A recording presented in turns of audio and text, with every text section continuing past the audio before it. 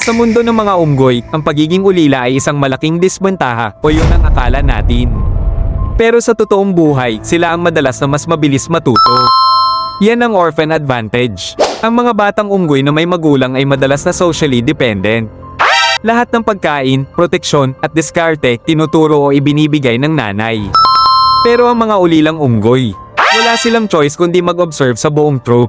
Sila ang silent observers na natututong mag-navigate sa mundo ng mag-isa. Dahil walang magulang na magpapakain sa kanila, ang utak ng mga ulilang unggoy ay napipilitang mag-shift sa adaptive mode.